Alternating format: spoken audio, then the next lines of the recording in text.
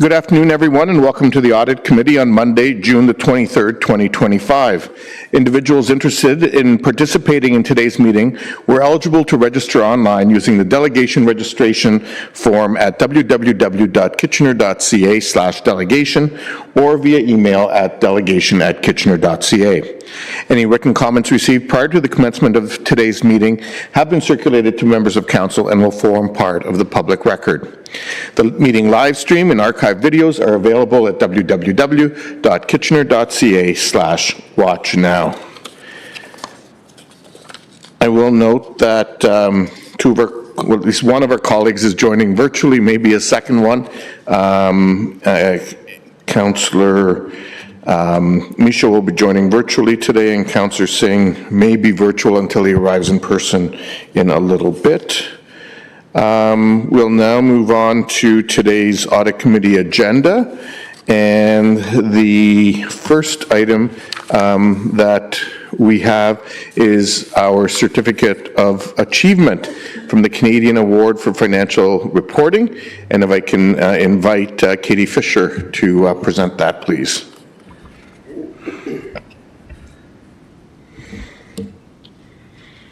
Is it on? Yes, thank you. I'm very pleased, Mayor and Council, to announce that the City of Kitchener has once again, for the second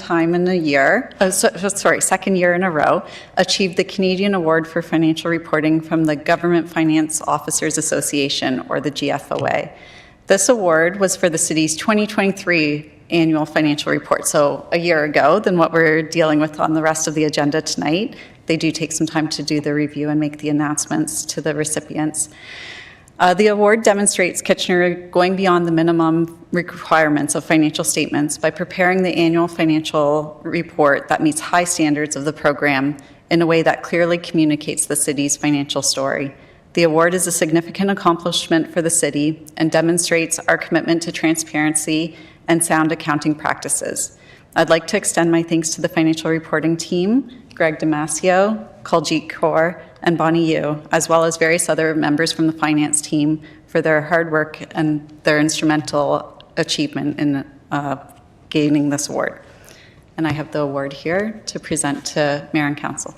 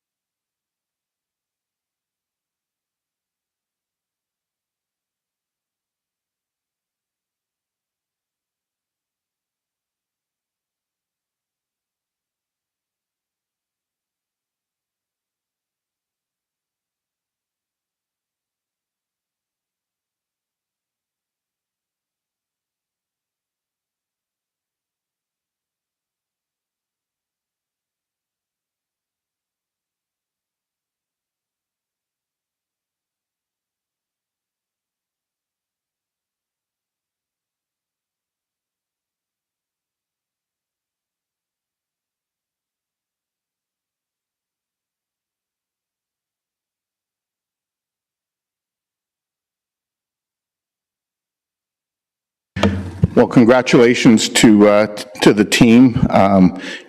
This isn't the first time we've won this award, and I think it speaks to the high degree of professionalism that the team exhibits year in and year out in terms of financial reporting and the transparency that we as the City of Kitchener undertake in that regard. So, well done. We'll now move on to item 5.1, the 2024 audited consolidated financial statements, everyone's favorite part of the year.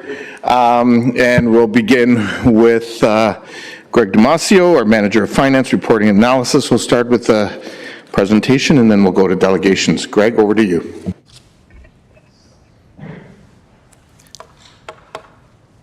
Thank you for having me here today to present the 2024 audited financial statements. Just a quick note before we begin. The city's consolidated financial statements, along with the statements of various consolidated entities, are included as Attachment B to today's report. Today, we'll be discussing some of the key highlights from those statements, In the coming weeks, the city's full financial report, including the financial statement discussion and analysis, will be circulated to the Audit Committee and also posted on the city's website.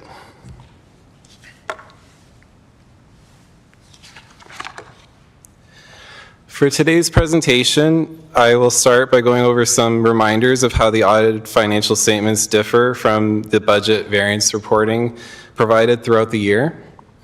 I will then provide an update on the city's key financial indicators as laid out in the city's long-term financial plan. After that, I'll turn the presentation over to KPMG to have them present the findings of their audit.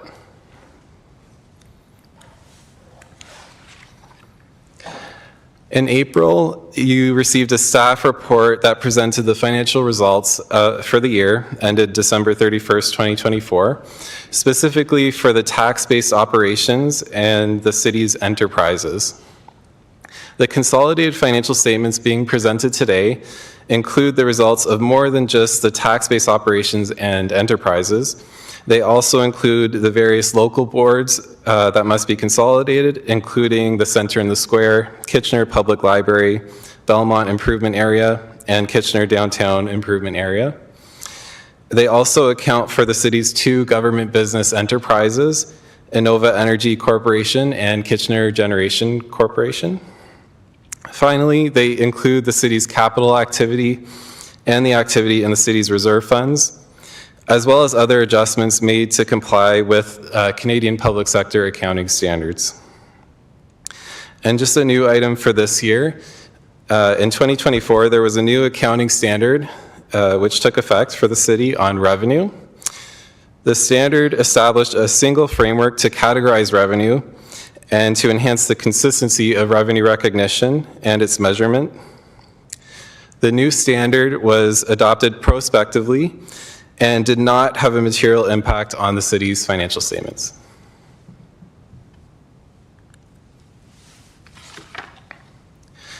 This slide is meant to demonstrate the difference in the annual surplus on the statement of operations in the consolidated financial statements compared to the operating results that were provided to you in April.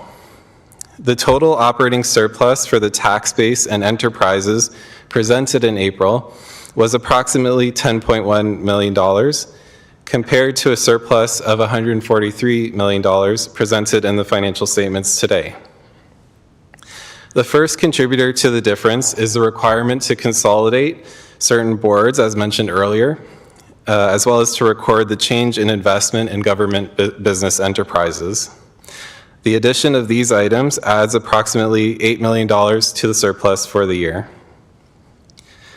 Further adjustments are then made to these combined results to have them reported in line with the standards set out by the Public Sector Accounting Board, or PSAB. Some of the larger adjustments required to comply with PSAB relate to the city's tangible capital assets, or TCA. For example, the recognition of revenue of contributions of TCA and an expense for amortization of TCA. Transfers from one fund to another, such as from operating to capital or from reserve fund to operating, are removed in the consolidated financial statements, as these are not actual outlays of funds meeting the criteria of an expense. Taking all of these items into consideration leads to the annual surplus as presented in the consolidated statements of approximately $143 million.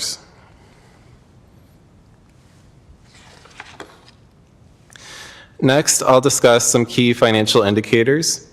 The city's first long-term financial plan was endorsed by Council in October of 2019.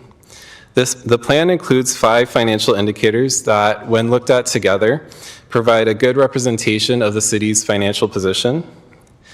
Some of these indicators are also reviewed annually by the Ministry of Municipal Affairs and Housing, and they indicate ranges of ratios that they consider to be low risk, moderate risk, or high risk. For each of these indicators, we present a 10-year trend analysis, as well as a comparison with a peer group made up of other lower-tier municipalities with similar populations.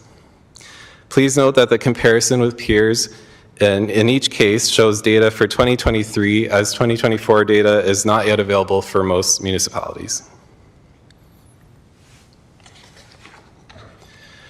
The first indicator is the ratio of financial assets to liabilities.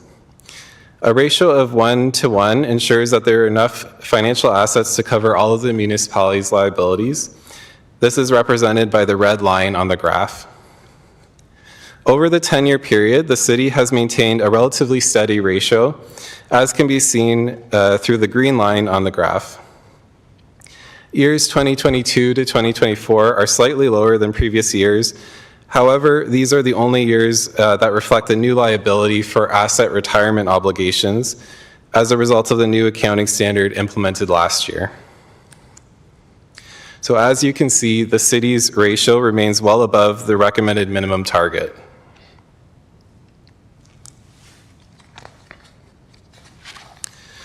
This graph shows the city's ratio, the dark green bar in the middle, compared to other similar municipalities, the average of which is indicated by the dotted line in the middle of the graph. As you can see, the city's ratio is approximately at the average of the comparator municipalities.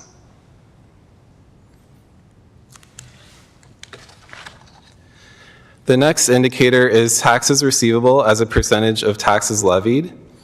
The Ministry of Municipal Affairs and Housing has indicated that a ratio of under 10% puts a municipality in the low-risk category, while a ratio of 10 to 15% would put it in the moderate risk category.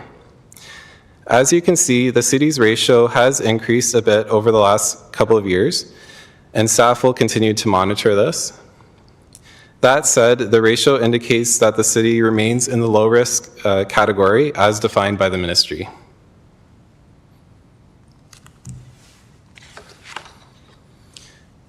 And as you can see, the city is right in line with the average of comparator municipalities for this indicator.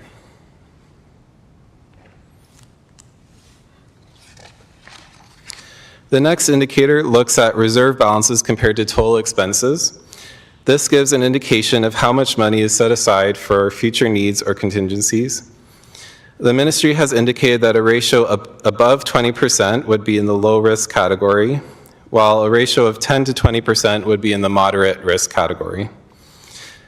The city's reserve balances have generally grown over the past decade, resulting in an increase to this ratio. Expenses have also grown, however, generally at a slower rate.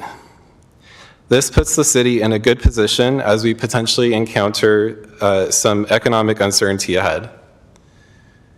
And as you can see, the city remains in the low risk category as defined by the ministry.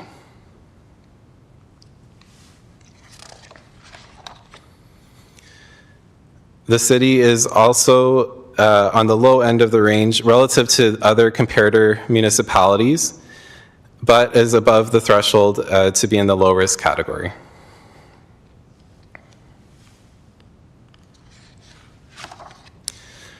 The next indicator is looking at debt charges to total revenues, less donated tangible capital assets, or TCAs. The ministry has indicated that a ratio below 5% would be in the low risk category, while a ratio of 5 to 10% would be in the moderate risk category. The city remains below the 5% threshold and thus continues to be in the low risk category. As we have issued significant debt related to development charges in 2024 and expect to do so in upcoming years as well, we expect this ratio will increase, which is not unusual when municipalities have significant investments in their capital or related infrastructure.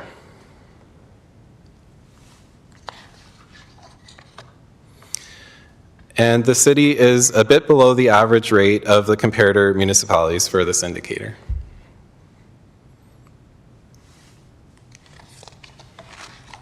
The final indicator we'll look at is the debt to reserve ratio. The general benchmark for this indicator is a maximum of 1-to-1 ratio of total debt to total reserves. The city's declining debt and increasing reserves has led to improvements in this ratio over the past decade. For several years now, the city has been at or below the benchmark for this ratio of $1 in reserves for every dollar held in debt.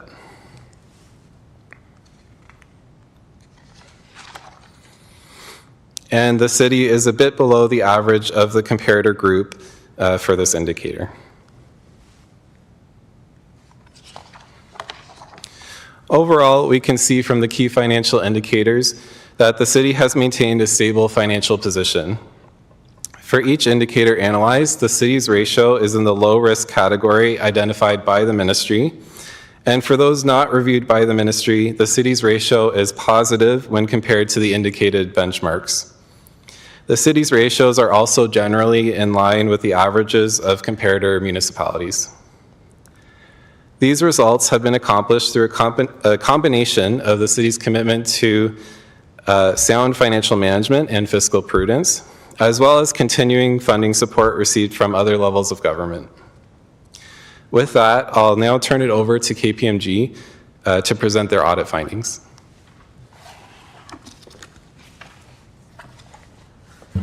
Thanks. Let me just see, Greg, first. There is some questions. Do you want to take yours now, or do you want to wait until KPMG does their stuff? I think we were going to wait. Okay, we'll wait till the end. Is that okay, Councillor Johnson? Or do you want to? It's more relevant. Okay, okay, that's fine. We can take yours now. Go ahead. Thank you, Mr. Mayor, and thank you for your presentation. So one of the things that I noticed is when you said that typically our expenses have not been too high, and then we've been able to keep a really good debt to reserve ratio. I'm wondering if you can maybe speculate, like I really think that we're heading into some tough times and that we will see our expenses go up quite a bit. So I'm wondering if you can comment on, I know we report on where we are, where we're hoping to be, but what about expenses, and where do you think that's going to go? Just to clarify, what is our expectation of the increase in expenses going forward in future Yeah. years? That's a hard one. Mr. Lautenbach? Mr. Lautenbach? So through the chair, I think as you look at that ratio and Greg's comment about our expenses have not increased, at a higher level compared to where our reserves have been, I think it's in relation to our the way that we budget and the way that we have established sort of properly managing our expenses over time, both in terms of how council sets different tax rates to support different operating costs, but also on the capital side, prioritizing what our capital needs are, and ensuring that that we're moving forward with projects at the right time. And so I think that will continue. That's certainly our plan as we look at future budgets. We know that there are always pressures that we face, and we try to manage those the best we can in terms of our overall budget strategy. So I would suggest that we'll continue on that trend, and that will continue to be our goal in terms of keeping our expenses down where we can and managing those appropriately. Can I do a follow-up? Yep, please. Yep, Thank go ahead. you. It might be more for Mr. Lautenbach then. So does that mean then that we'll be looking at pushing more things from the capital budget forward so that we're keeping this rate where it is now? Mr. Lautenbach? So through the chair, as we look at the capital budget, we always consider how do we fund, significant costs, both in terms of, thinking about debt, growth-related costs, but also just costs that are required to maintain our assets in a state of good repair. And so that's something that we always do every year in terms of looking at how do we prioritize, capital projects, ensure that we're looking at how do we increase funding where we can with different strategies, and so we'll continue to do that. Certainly as we face pressures related to things like inflation, additional costs if there were related to things like tariffs, we do take strategies in terms of reprioritizing where we need to and either pushing projects back, moving things forward where we can, where there's additional funding, where we can take advantage of grant funding or those kind of things that allow us to do that. And so we expect that our strategy in that regard will continue, and it's something that we always look at as part of the annual budget process. Yeah, thank you. Maybe I have a question for Ms. McGoldrick then. As from a report last week where we looked at our capital assets, and we know that our capital assets have some issues. right now in terms of needing to do some repairs and things. I'm wondering kind of how we put this whole puzzle together, because we're saying on the one hand that we have quite a bit of work to do, but also that we're looking at keeping this balanced. Ms. McGoldrick? So through the mayor, and similar to what Mr. Lautenbach had mentioned, as part of our asset management strategy, we do look at how we prioritize investments on an annual basis. And so as part of the next steps in terms of the asset management plan and the infrastructure debt, we're doing a body of work around prioritizing where it's most appropriate to make investments. We're looking at funding opportunities, and we're looking at additional data to ensure that we're investing in the right place at the right time. And so similarly, those strategies will be coming through the annual budget process, and council will have an opportunity to weigh in on investments in our facilities. Thank you. Thank you, Councillor Johnson. Councillor Singh. Yeah, thank you, Mr. Mayor. As part of my question, I just want to thank Councillor Johnston for asking that question.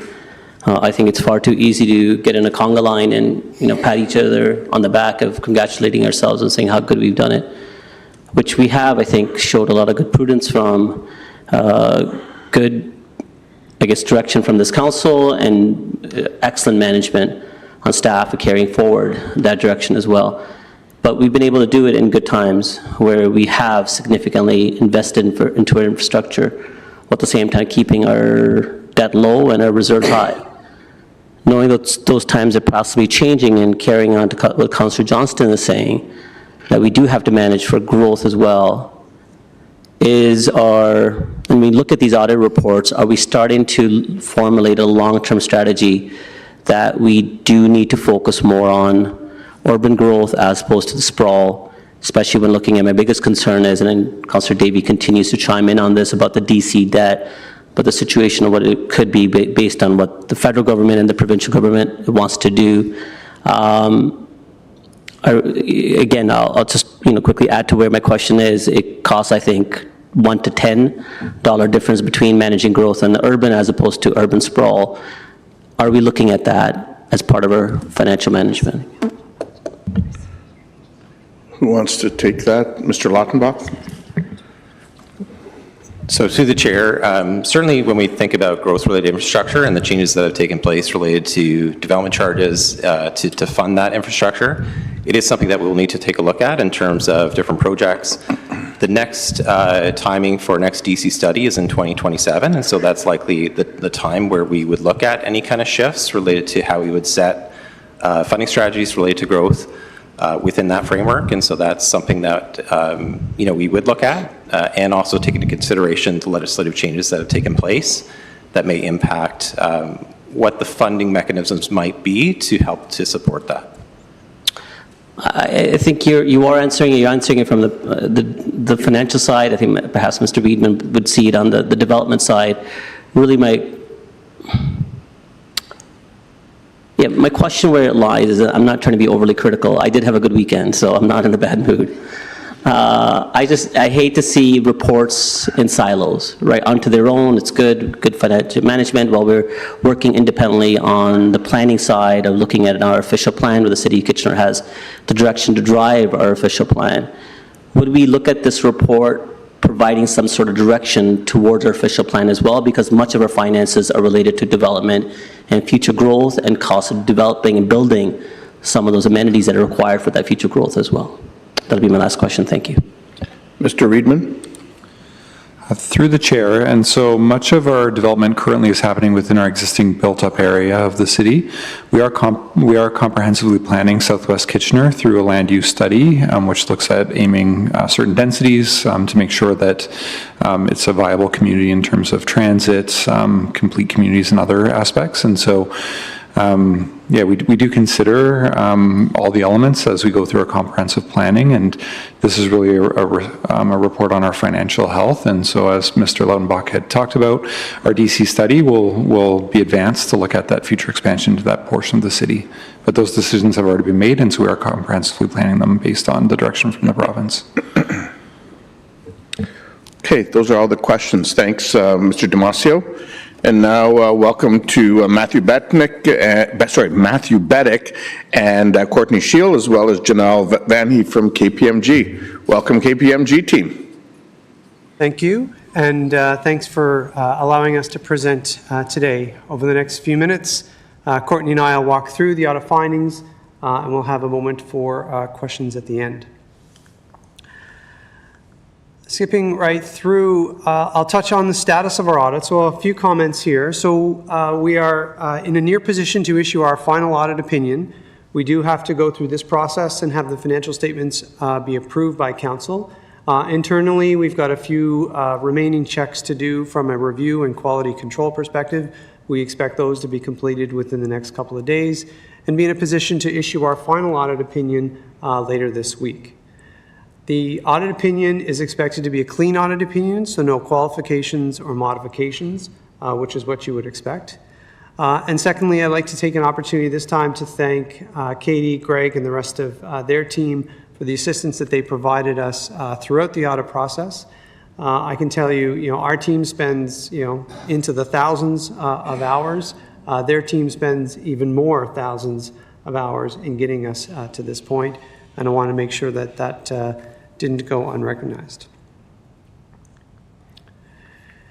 At our planning meeting in the fall, we did talk about the requirement for auditors to consider in the preparation of the financial accounts whether there might be fraud or intentional manipulation of those accounts. I'll remind you that this is not unique to the City of Kitchener. This is required for all audits.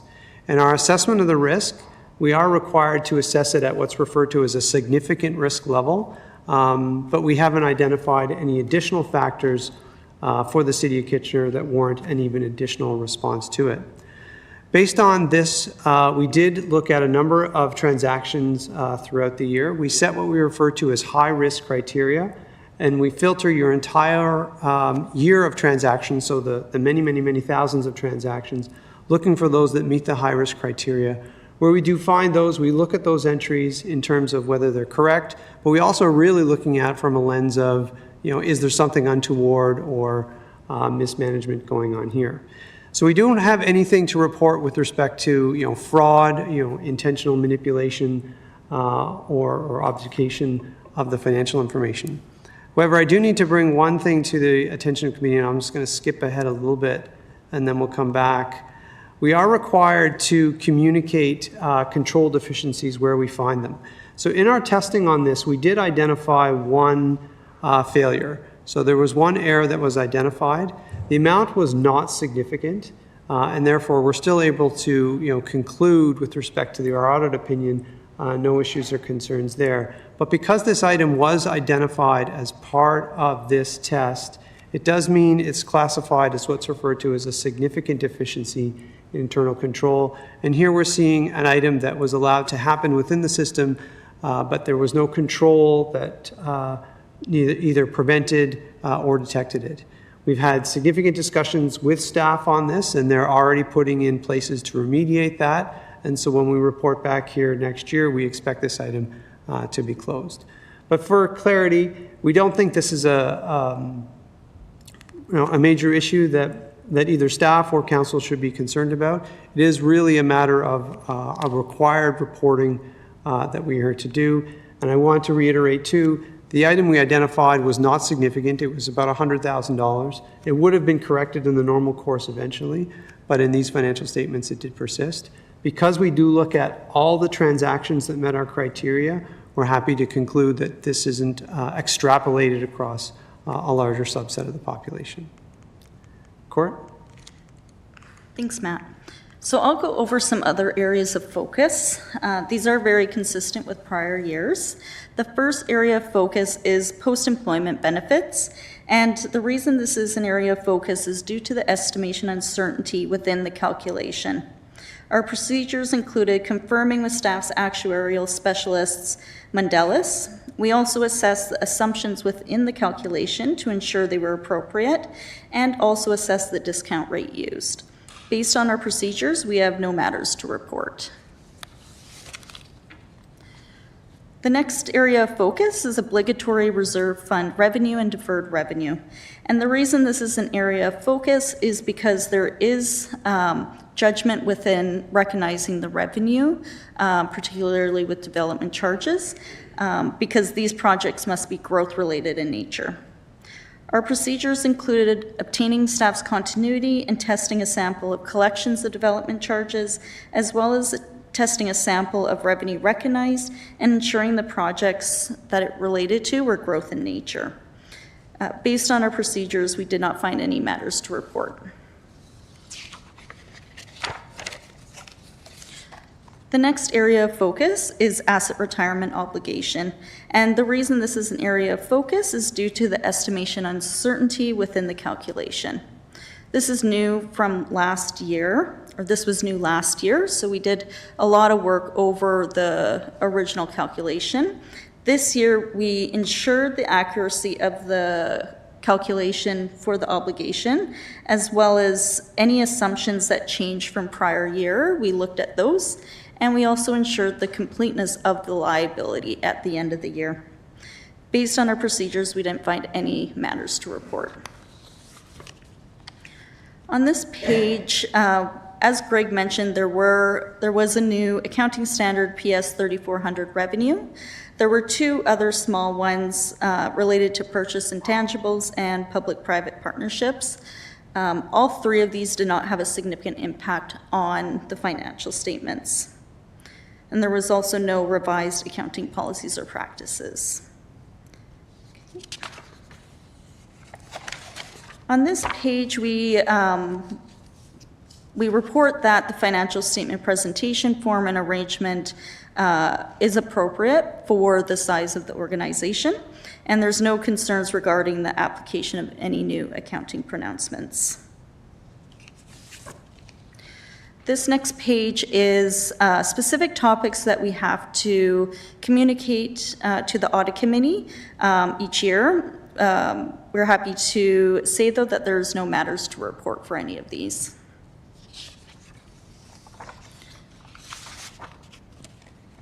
So on this page is uncorrected misstatements. These misstatements were actually identified by staff, but through, I believe, the revenue recognition assessment they did, but they were supposed to be booked in previous years. And so for that, we have to communicate that the current year financial statements were misstated by a total of $6.496 million.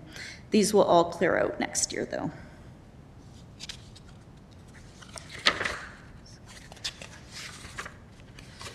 On this page, we just discuss audit quality and how we deliver high audit quality. There's also a link to our transparency report for your information. And then on the next two pages is independence, and this just confirms that we are still independent from the city. And then the rest is just appendices for your information. So we can take any questions if you like now. Wonderful. Thank you. Thank you very much for the presentation. I don't see any questions from council. So I think that's it. Perfect. So wonderful. Thank you. Thank you to all of you. And Matthew, is this where we say thank you to you because you're going on a sabbatical? Well, you can say thank you to me regardless, but Okay. I'll take that. Yes, I'm starting next month. I'm on a 4-month sabbatical, so it'll go by really quick. You won't even miss me. And then depending on when the fall audit committee meeting is, I may not be in attendance. If I'm not, Courtney will definitely handle it in my place. Okay, well, have a wonderful sabbatical. Enjoy it. And thank you to the KPMG team, as well as to our finance team. I know it's an immense amount of work to get through all of the financial statements and get everything to happen. So kudos to everyone. And at this point, I will need a motion to approve the audited financial statements Councillor Davy, Councillor Chapman. Any discussion? All those in favor? Opposed? That is carried. Motion to adjourn. Councillor Ioannidis and Councillor Deneau. All those in favor? Opposed? That is carried. Thank you, everyone, and we'll move in a few minutes to deal with special counsel. Thanks, everyone.